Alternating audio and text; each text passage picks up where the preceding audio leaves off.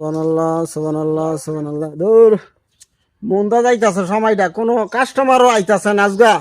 সুবহানাল্লাহ সুবহানাল্লাহ সুবহানাল্লাহ সুবহানাল্লাহ। আসসালামু আলাইকুম রহমতুল্লাহ। ওয়ালাইকুম সালাম।